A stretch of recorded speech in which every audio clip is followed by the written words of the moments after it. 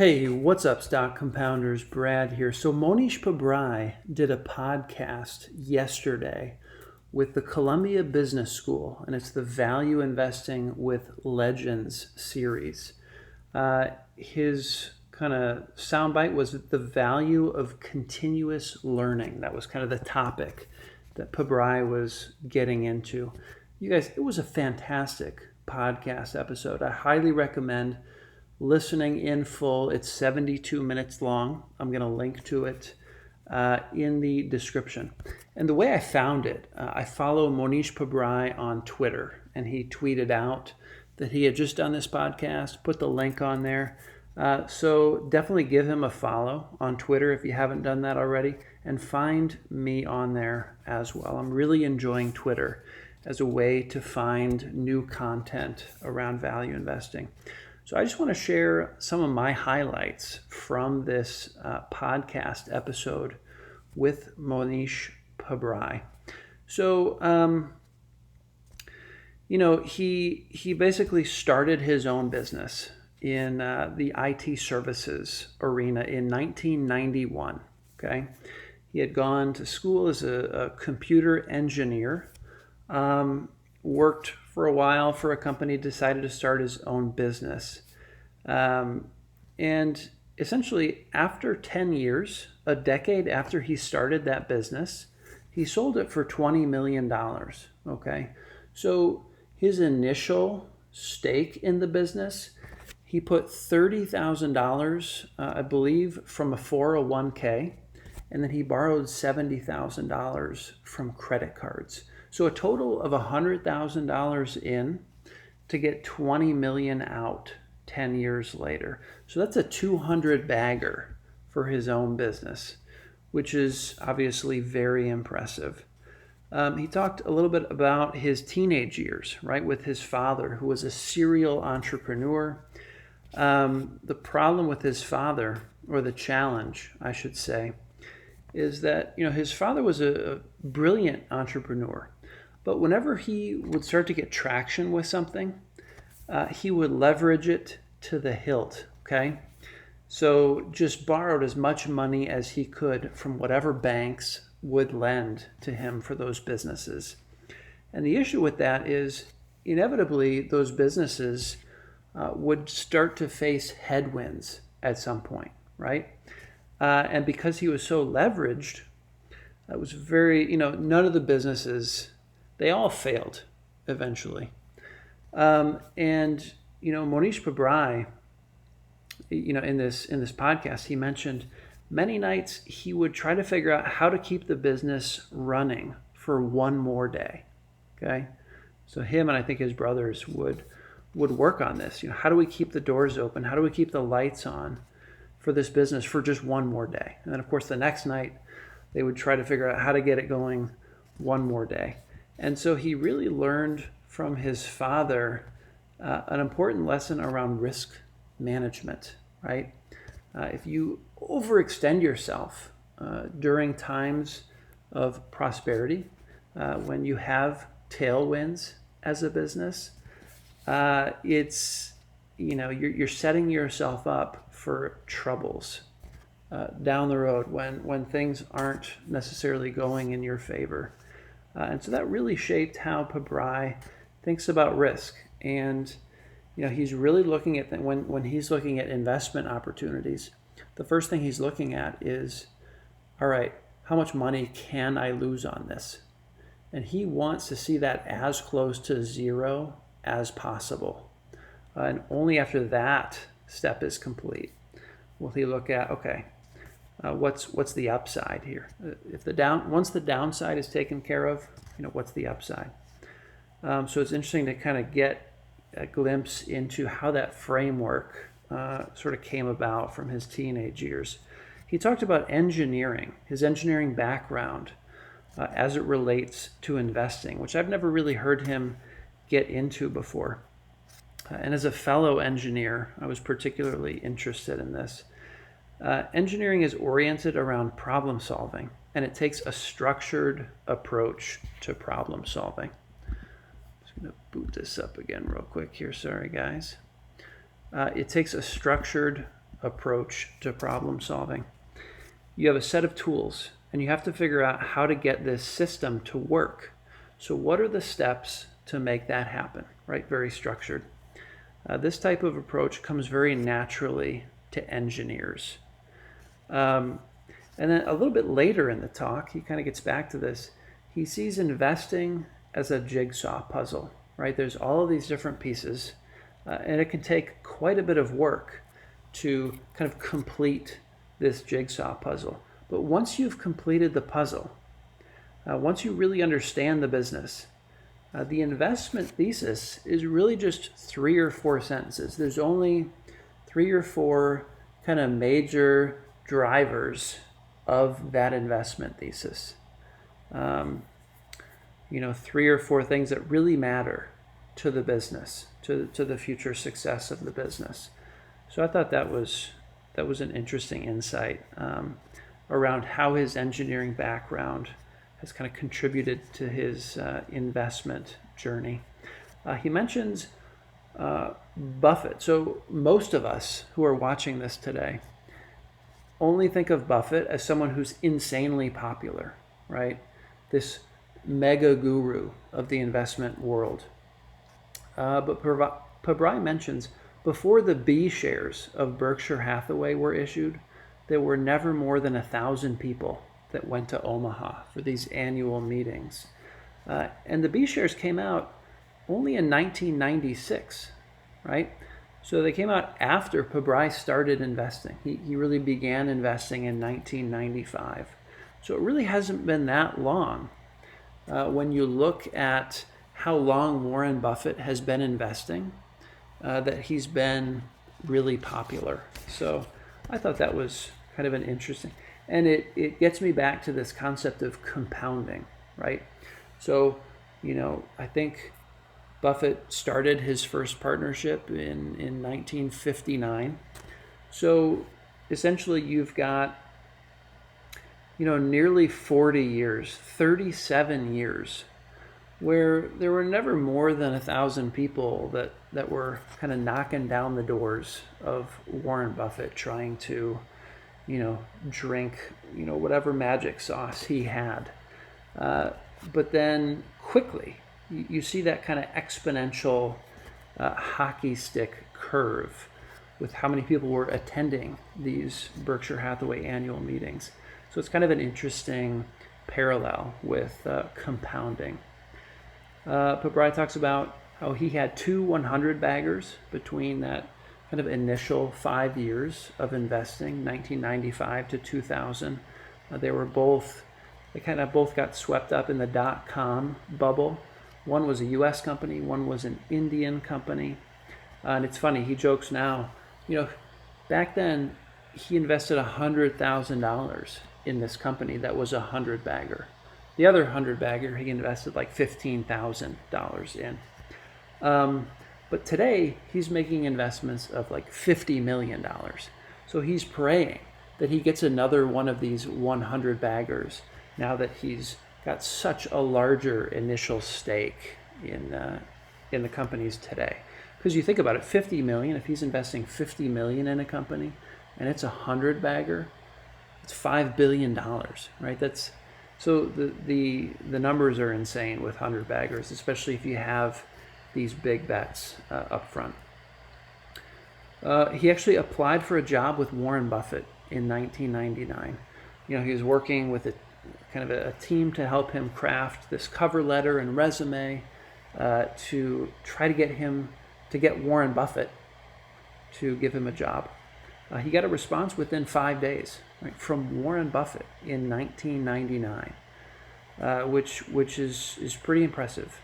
Buffett essentially said, "Good luck reorganizing your life.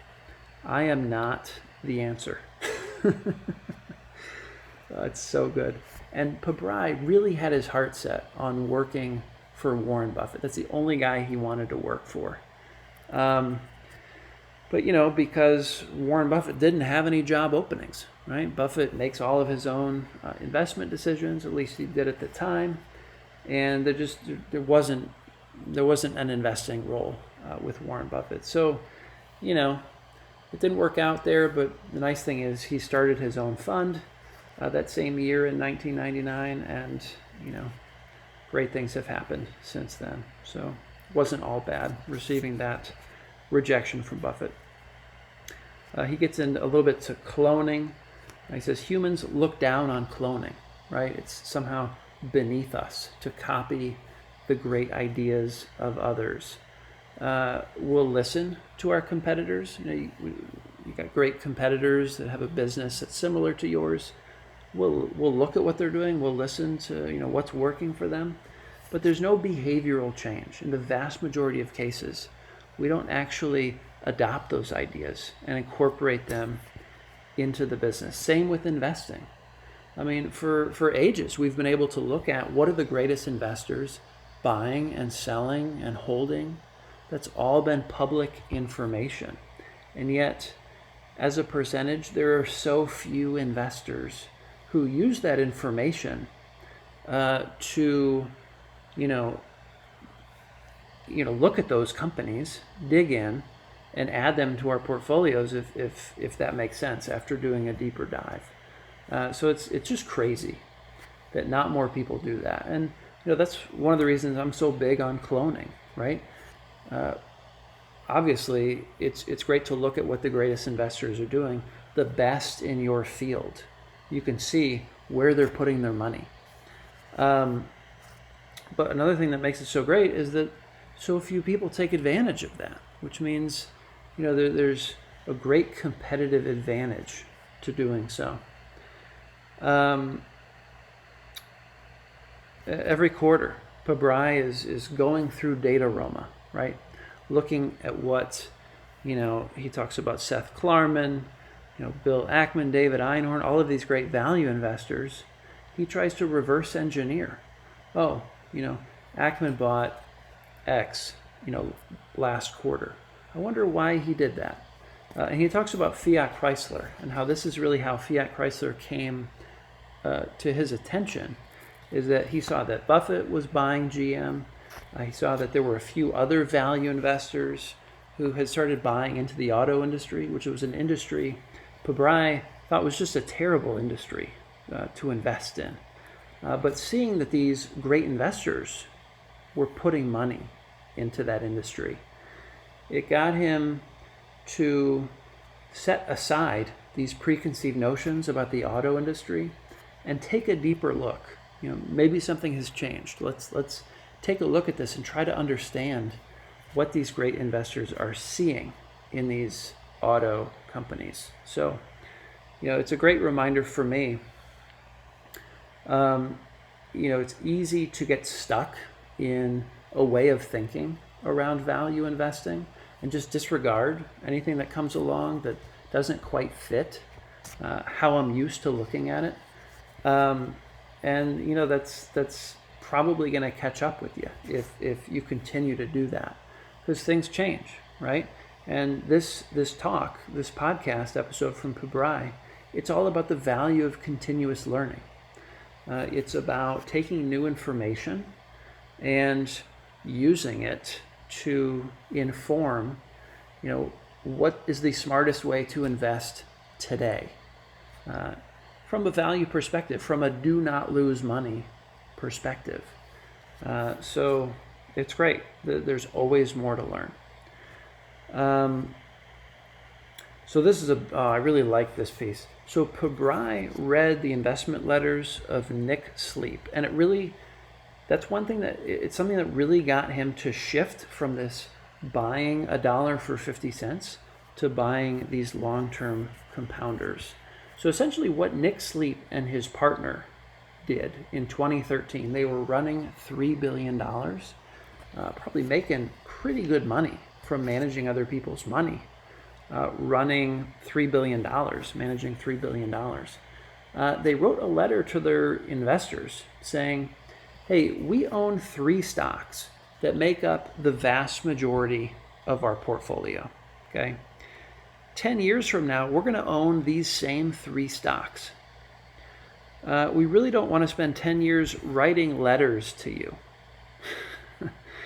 So we're going to return the money, and we suggest you buy the same 3 stocks and not pay anyone fees to manage your money to own these 3 stocks, right? Makes sense. So the 3 stocks, what are they? Amazon, Costco, and Berkshire Hathaway. Those are the 3 companies that they recommended their investors buy in 2013. I mean, wow. That's insane that they were able to select those 3 in 2013. Clearly Amazon, just incredible run. Costco has done phenomenal. And I'm not sure how Berkshire has done since 2013, but I think it's pretty clear to most people that it's a great compounder. And Pabrai says they've probably beaten every professional manager out there without doing any work, right? In 2013, hey, we're just going to own these 3 companies for the next 10 years. How's that for, effort? It's fantastic. So that's kind of Pabrai's gold standard right now, is to identify these companies that he can invest in, put 50 million, put 100 million into, and just go to sleep for the next 10 years, right? It's just incredible. So I'm one of my tasks is to dig into Nick Sleep, read some of his letters, kind of see what he's doing today. I'm very interested in learning more about him. If any of you have great resources on Nick Sleep, let me know in the comments. Definitely want to check those out. So the issue with Pabrai, he understands now, after 26 years, the power of these compounders, right? Where he can just put the money in. He doesn't have to find, the next dollar for 50 cents in 2 or 3 years, right? Constantly trying to find these dollar bills for 50 cents. Problem is he's hardwired as a cheapskate, right? So sure, he wants to own compounders, but he wants to buy them kind of at a discount to value, right? At a reasonable price. And it's hard to find compounders at kind of a cheap or reasonable price point. You really have to find them before people understand that they're compounders. That's not an easy thing to do, but that's really what Pabrai has tasked himself with moving forward. Right, focus on finding undervalued compounders, step off the treadmill of activity, right? Finding 50-cent dollar bills is work. It's a lot of work, and Pabrai's ready to transition into doing a lot less work and potentially earning even more money than he has in the past because of the power of these compounders. He talks a little bit about spawners, which he recently incorporated into the free lunch portfolio. Some of you have been following that. No longer doing spin-offs in the free lunch portfolio. Now it's about spawners. And spawners are businesses that are able to go into new areas to expand the business, right? They have very unusual DNA. Capitalism is brutal. It's hard enough for a company to be so good in a particular area that it can fend off competition, that it can establish a moat. So spawners, have to be able to do that in many different areas, right, with many different businesses. And that's a very, very difficult thing to do. So very unusual DNA for a company to be able to do that. Amazon is one that, Pabrai really talked about. Amazon makes bets that have almost nothing to do with the core business, right? The core business, selling books online. That's really where Amazon started. And it's in so many different industries right now that are completely unrelated to selling books online. So, Alibaba, Pabrai has talked about as a spawner. There's a number of businesses. There's in his recent free lunch portfolio announcement, you can see the 5 spawners that he talked about there. I don't remember what they are off the top of my head, but I see Google as a spawner. There's a number of spawners, but as a percentage of the whole, they're very uncommon. So Pabrai mentioned to Charlie Munger, he had dinner with Munger recently, a socially distanced dinner. Pabrai said, it took me 26 years to figure out that I should buy compounders. He's kind of harping on himself a little bit. And Charlie Munger said, well, it took Charlie and Warren 25 years to figure it out. So, compared to that, Pabrai is doing quite well, that it only took him 26 years. The benefit for us, you and me, right, listening to this podcast episode, it doesn't have to take us that long, okay? I've been investing for about 5 years now. I can say right now, okay, I'm done looking for 50-cent dollar bills. I am going to focus on these long-term compounders, and that is all I'm going to look at.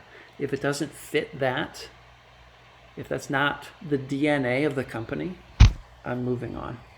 So that's a huge advantage for us. It's pretty exciting to have that. And then this is an awesome quote from Nick Sleep. I'm just going to end with this. Pabrai and Nick Sleep, I guess, have been emailing back and forth a bit. And Nick Sleep said to Pabrai in an email, the best investors are not investors at all. They are entrepreneurs who have never sold. Okay? So let that sink in. It's really just backing up this whole idea of get into the long-term compounders, get into these great businesses, and you're a business owner now. You're not treating it as a stock, a piece of paper, right? You're a business owner, and you're in it for the long haul. And that's really, how you're going to get these 100 baggers. Chris Meyer talks about in his book. Obviously, it's work, right? It's if it were easy to find these 100 baggers, they wouldn't be priced today in such a way that you'd be able to get 100 times your money out of them. So they're not easy to find, but they're worthwhile to try to find. And when you do find them, you gotta have the intelligence to hold on, right? And part of that is not watching the stock price constantly, because that's just going to play with your emotions. It's going to cause you to make emotional decisions, more frequent decisions typically. If you treat it as a business, if you're a business owner, you don't care what the market is pricing it at each day. You're focused on how is the business doing? What is the trajectory of the business? How are the revenues? How are our earnings evolving over time? How competitive are we with the other players in the market? So it's an incredible quote from Nick Sleep that it's kind of my mantra for the next. I'm going to repeat it to myself in the morning every day. I feel like that would be beneficial. So like I said, guys, I'm going to link to this podcast episode in the description. Definitely check it out. It's probably the best, hour and a half content that I've seen from Mohnish Pabrai yet. It just gets better and better. And one of the things that makes it so, I think, is because there's just one person who's interviewing him, and a really talented, really thoughtful individual. I don't remember what his name is, Tano Santos, I think, something like that. But just really thoughtful. Clearly, he's done a lot of research on Mohnish Pabrai and had some really intelligent questions. And just a very fluid conversation. It was just really pleasant. So check out the podcast. And with that, I will see you guys in the next video. Take care.